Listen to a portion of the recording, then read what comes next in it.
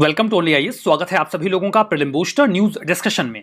आज 10 मई 2022 है, तो आइए देख लेते हैं कि ऐसे कौन से इंपॉर्टेंट आर्टिकल्स हैं जो आज हमें कवर करने हैं।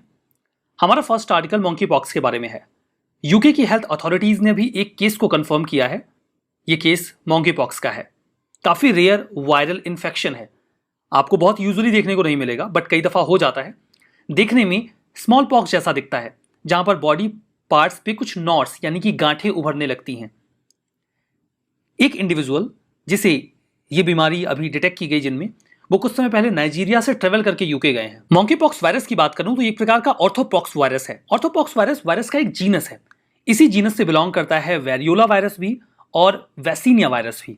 वेरियोला वायरस के बारे में बात करूं तो जो स्मॉल पॉक्स की बीमारी होती है जिससे आप सभी लोग परिचित होंगे, वो इसी वेरियोला वायरस से होता है।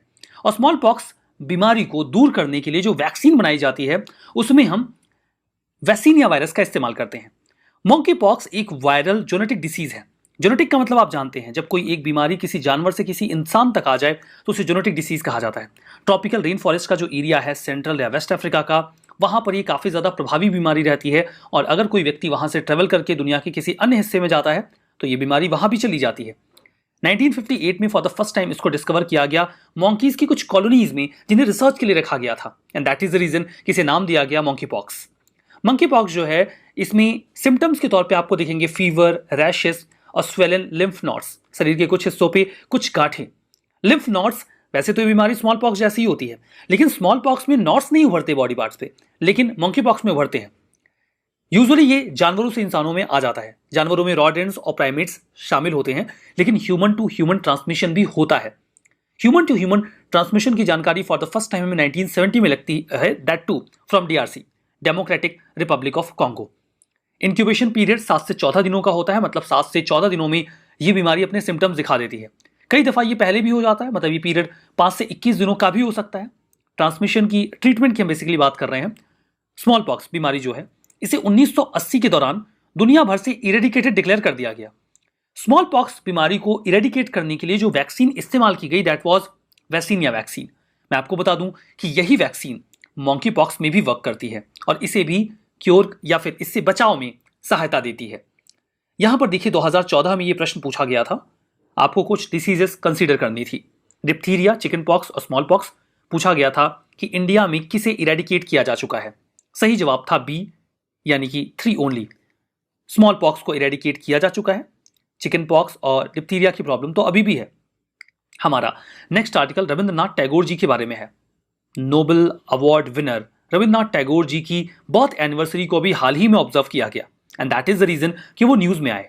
फंडामेंटल्स जानते हैं, बिकॉज कई बार कन्वेंशनल क्वेश्चंस पर्सनालिटीज पर पूछ लिए जाते हैं। यूपीएससी का एक इंपॉर्टेंट टॉपिक रहता है ये। 7 मई 1861 को इनका जन्म हुआ था। देवेंद्रनाथ टैगोर इनके पिताजी थे और शारदा देवी इनकी माता। कोलकाता में इनका जन्म हुआ था। लोग इन्हें प्यार से या फिर पॉपुलरली गुरुदेव ये कह के पुकारा करते थे। इन्हें एक writer, poet, play writer, philosopher, esthetician, music composer, choreographer और पेंटर के रूप में याद किया जाता है। यू कैन अंडरस्टैंड कि बहुत ही वर्सटाइल पर्सनैलिटी थे with a lot of talent. Kalidas ji की जो क्लासिकल पोएट्री थी उससे बहुत ज़्यादा प्रभावित थे और उन्हीं से प्रभावित होकर इन्होंने अपनी पोएट्री का कलेक्शन भी तैयार करना शुरू कर दिया। महज 16 वर्ष की आयु में इन्होंने अपना पहला कलेक्शन रिलीज कर दिया था, एक पेन नेम से। वो नाम था भानुसिंह। ये अपना नाम नहीं लिखते थे, इसी नाम से अपनी पोएट्रीज रिलीज करते थे। इनके कुछ बहुत ही इंपॉर्टेंट वर्क हैं और आपसे सीधा सीधा पूछ लिया जाता है, जिसमें सबसे ज्यादा इंपॉर्टेंट है Gitanjali. You could be asked Gitanjali किसका है, और आपको पता होना चाहिए रविंद्रनाथ टैगोर। इसके अलावा घरे बैरे, गोरा, मानसी, बालक, सोनार तोरी, ये कुछ बहुत इंपॉर्टेंट इनके वर्क्स हैं। एक बहुत ही फेमस सॉन्ग है एकला चलो रे, आपने सुना जरूर होगा, ये रविंद्रनाथ टैगोर जी का है। इन्होंने इंडिया और बांग्लादेश दोनों ही देशों का नेशनल एंथम लिखा है। बांग्लार माटी बांग्लार जॉल, यानी कि सॉइल ऑफ बांग्लार and Bengal and water of Bengal. जब बंगाल का पार्टीशन किया गया 1905 में, तो जो पार्टीशन वाला पार्ट था, उनके बीच में जो बंगाली पॉपुलेशन थी उनको यूनाइट करने के लिए रविंद्रनाथ टैगोर जी ने ये गीत लिखा था, बंगलार माटी बंगलार जॉल। इन्होंने आमार सोनार बांग्ला भी लिखा, जिसके माध्यम से जो बंगाल का पूरा रीजन था उसमें नेशनलिज्म की फीलिंग को इग्नाइट किया गया। बेसिकली फ्रीडम स्ट्रगल में इनके रोल की बात करते हैं। इन्होंने राखी उत्सव शुरू किया, that was to create communal harmony. Hindu और मुस्लिम्स आपस में राखी बांधते हैं, यानी कि कलरफुल थ्रेड्स, जो इस बात को इंश्योर करता है कि वो एक ही हैं। इन्होंने ब्रिटिशर्स के इंपीरियलिज्म का विरोध किया, लेकिन ये गांधी जी के नॉन कोऑपरेशन मूवमेंट से पूरी तरीके से कभी सहमत नहीं थे। इन्हें नहीं लगता था कि तरीका बहुत ही ज्यादा प्रभावी है। इनफैक्ट इनका यह मानना था कि हमारी सोसाइटी में बहुत तरीके की दिक्कतें हैं, सो इट्स अ सिकनेस और डिसीज, और जो ब्रिटिशर्स का रूल है ये तो उसका सिम्टम मात्र है, क्योंकि ये प्रॉब्लम्स हैं, दैट्स व्हाई वो यहां पे रूल कर पा रहे हैं। ब्रिटिशर्स ने इनको नाइटहुड की उपाधि दी हुई थी। लॉर्ड हार्डिंग ने 1915 में इन्हें ये उपाधि दी थी, लेकिन जब अमृतसर मैसेकर होता है उसके बाद इन्होंने इस उपाधि का डिनाउंस कर दिया, उसे छोड़ दिया, क्योंकि उसमें अनआर्म्ड सिविलियंस को जलियांवाला बाग मैसेकर में मार दिया गया था। 1913 में इन्हें नोबेल प्राइज दिया गया लिटरेचर में, जो इनका बहुत ही प्रोमिनेंट नॉवेल है गीतांजलि, इसके बारे में आपको पता ही होना चाहिए। 2021 का देखिए प्रश्न है, मंडनपल्ले आंध्र प्रदेश की लोकेशन है, इसके संबंध में कौन सा स्टेटमेंट सही है? सी इसका करेक्ट आंसर था। यहीं पर रविन्द्रनाथ टैगोर जी ने जो नेशनल एंथम है उसे बंगाली से इंग्लिश में ट्रांसलेट किया था। So that is the location. कुछ कई बार बहुत ही मिनट डिटेल्स पे क्वेश्चंस पूछ लिए जाते हैं जो आपके लिए मुश्किल हो जाते हैं। ठीक है, हमारा जो नेक्स्ट आर्टिकल है वो राखी गढ़ी के बारे में है। राखी गढ़ी बेसिकली न्यूज में है, हड़प्पन साइट है, आप लोग जानते होंगे। यहां से अभी हाल ही में 2 स्केल्टन्स के, ह्यूमन स्केल्टन के डीएनए सैंपल्स कलेक्ट किए गए हैं। यहां पे वर्ड इस्तेमाल किया गया है नेक्रोपोलिस। नेक्रोपोलिस बेसिकली जो बड़े बरियल ग्राउंड्स होते हैं उन्हें ही नेक्रोपोलिस कहा जाता है, सिमेंट्रीज को कहा जाता है नेक्रोपोलिस। तो ऐसे शब्द आ जाए तो परेशान मत होइएगा, मतलब बरियल ग्राउंड या फिर सिमेंट्रीज को ही नेक्रोपोलिस कहा जाता है। हरियाणा में ये लोकेशन है, और इसके बाद हम स्केल्टर्स के जो भी रिमेन्स हैं उनका साइंटिफिक एग्जामिनेशन करेंगे। इसके जरिए हो सकता है कि वहां की जो एंसेस्ट्री है, फूड हैबिट्स हैं, उनके बारे में हमें जानकारी मिल जाए। आपको पता होगा कि राखी गढ़ी वर्तमान में सबसे बड़ी हड़प्पन साइट भी है, हरियाणा में है। अमरेंद्र नाथ जी ने, जो कि डायरेक्टर हुआ करते थे आर्कियोलॉजिकल सर्वे ऑफ इंडिया के, उन्होंने 1997 में यहाँ पर एक्सकेवेशंस किए, और उसके बाद से ही जो आर्कियोलॉजिस्ट थे वो इस साइट को लेकर बहुत ही ज्यादा इंटरेस्टेड रहे। 5000 साल पुराना ये साइट एक कंटिन्यूएशन में है, मतलब यहां पर सिटीज बनी रही। कुछ तो हमें हवेलीज भी मिली हैं जो कुछ 100 साल पुरानी ही हैं, और बाकी पूरी साइट तो 5000 साल पुरानी है। सरस्वती नदी का जो प्लेन है उसमें लोकेटेड है, और जो घग्गर नदी है उससे 27 किलोमीटर की दूरी पर है। राखी गढ़ी 5 आइकॉनिक साइट्स में भी शामिल है, जिनको डिक्लेयर किया गया था सेंट्रल गवर्नमेंट के द्वारा 2020-21 में, जो इंडस वैली सिविलाइजेशन से बिलोंग करते हैं। हमारा नेक्स्ट आर्टिकल स्नो लेपर्ड के बारे में है। हाल ही में स्नो लेपर्ड कंजर्वेशनिस्ट जिनका नाम चारुदत्त मिश्रा है, उन्हें व्हाइटली गोल्ड अवार्ड दिया गया, जो भी उनका कंट्रीब्यूशन रहा स्नो लेपर्ड्स को लेकर उसके लिए। साइंटिफिक नेम है पैंथेरा यून्सिया। कोल्ड हाई माउंटेन्स में रहना पसंद करते हैं। 12 कंट्रीज में बेसिकली आपको मिलेंगे, China, Bhutan, Nepal, India, Pakistan, Afghanistan, Russia और मंगोलिया। चाइना में इनकी आपको सबसे ज्यादा पॉपुलेशन मिल जाएगी। इंडिया में कई सारे राज्यों में मिलेंगे आपको, जम्मू एंड कश्मीर, हिमाचल प्रदेश, उत्तराखंड, सिक्किम और अरुणाचल प्रदेश। कार्निवोर होते हैं, मतलब मांसाहारी होते हैं। ब्लू शीप का शिकार करते हैं, जो अर्गली वाइल्ड शीप है, इबेक्स है, मरमॉट जो कि एक प्रकार की गिलहरी होती है, पिकास और हेयर्स पर भी ये शिकार करते हैं। दुनिया के मोस्ट इल्यूसिव कैट्स में से एक है। इल्यूसिव का मतलब ये होता है कि दिखते नहीं है जल्दी, बड़े शर्मीले होते हैं, और चूंकि बर्फ में रहते हैं इस तरीके से रहते हैं कि आप इन्हें देख नहीं पाएंगे, बड़ी मुश्किल से आपको ये दिखेंगे। हाई एलिवेशन वाले हैबिटेट में रहना पसंद करते हैं। इनके शरीर पर आपको व्हाइट ग्रे कोट्स मिलेंगे, यानी कि बाल मिलेंगे, जिसपे लार्ज ब्लैक स्पॉट्स भी मिल जाएंगे। पूरा शरीर फर से कवर्ड होता है। इनकी जो पूंछ होती है ये इनको बैलेंस करने में हेल्प करती है। चूंकि ये माउंटेनियस एरिया में रहते हैं तो टफ टेरेन में इन्हें जाना होता है, तो बैलेंस जरूरी है। और इसके अलावा जब वो सो रहे होते हैं तो उससे वो अपनी बॉडी को भी कवर करते हैं। शाई होते हैं, मुश्किल से जंगल में देखे जाते हैं, मैं आपको बता चुका हूं।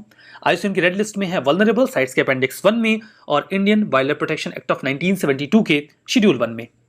हमारा नेक्स्ट आर्टिकल सीएपीएफ पुनर्वास के बारे में है। मिनिस्ट्री ऑफ होम अफेयर्स ने इसके संबंध में अभी हाल ही में एक पोर्टल भी तैयार किया है, welfare and rehabilitation board, WARB।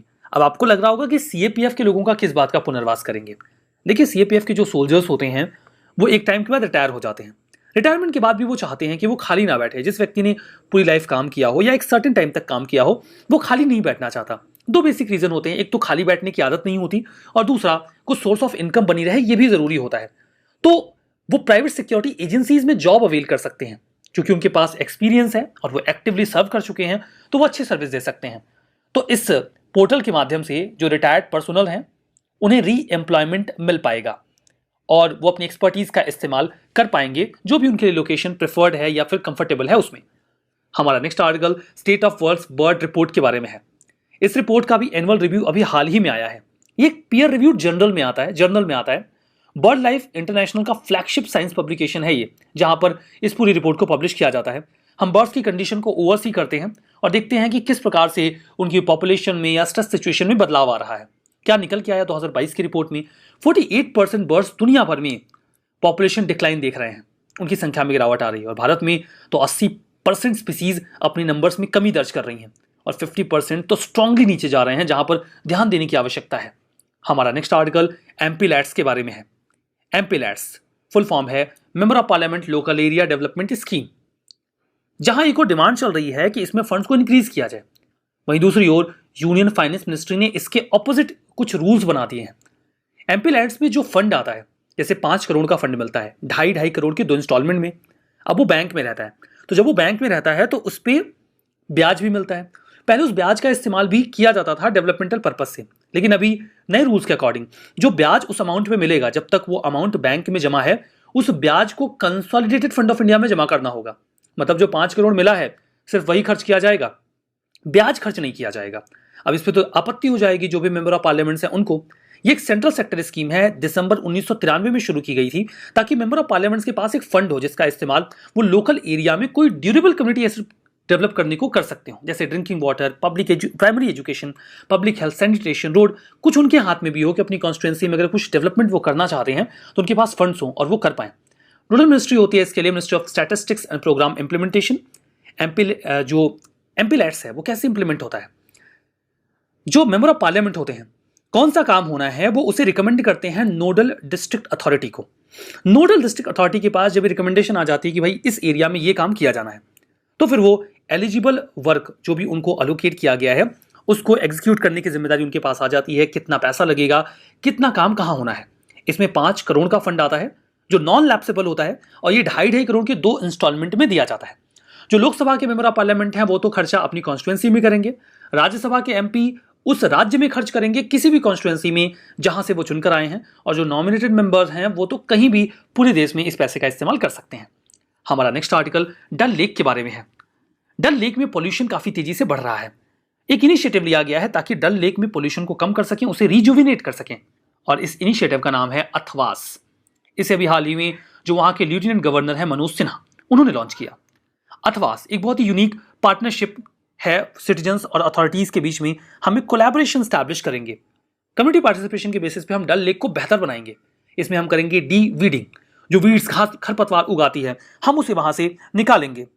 इसके अलावा ड्रेजिंग, जो तलछटी पे बहुत सारी दिक्कतें होती हैं, गड़बड़िया या फिर जो कचरा वगैरह आ जाता है, सेडिमेंटेशन हो जाता है, हम उसको निकालेंगे ताकि वो क्लीन रहे। डल लेक के बारे में बात करें, इसे जम्मू एंड कश्मीर की समर कैपिटल के रूप में जाना जाता था।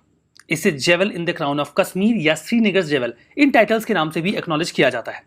लेक इंपॉर्टेंट सोर्स है कमर्शियल ऑपरेशंस की, जिसमें फिशिंग और वाटर प्लांट हार्वेस्टिंग शामिल है। कई तरीके के प्लांट्स भी यहाँ पे हार्वेस्ट कर लिए जाते हैं। जो जबरवान माउंटेन वैली है वहीं पर लोकेटेड है। बेसिकली जो शंकराचार्य हिल्स हैं उसके फुट हिल्स में आपको ये मिलेगा। यहाँ पर कुछ फ्लोटिंग गार्डन्स भी आपको मिलेंगे जिन्हें कश्मीरी लोग राड नाम से पुकारते हैं। यहीं पर आपको लोटस यानी कि कमल का फूल भी जुलाई और अगस्त महीने में खिला हुआ दिख जाएगा। रिवीजन करेंगे अब। रविन्द्रनाथ टैगोर, इन्होंने आमार सोनार बांग्ला लिखा, that's true. Rakhigarhi western UP, बिल्कुल गलत है, Haryana. MPLADS ministry of finance के तहत, गलत है, ministry of statistics and programme implementation इसकी नोडल मिनिस्ट्री है, तो ये भी गलत हो गया। डल लेक राजस्थान शुद्ध रूप से गलत है। कश्मीर अभी हमने देखा। आज का सेशन यहाँ पे समाप्त हो रहा है। पीडीएफ आपको मिल जाएगी ओनली आईएएस के टेलीग्राम चैनल पे, वहां पे जाइए, चैनल को ज्वाइन करिएगा, पीडीएफ को डाउनलोड करके रिवीजन करना मत भूलिएगा। That's all for now, thank you very much.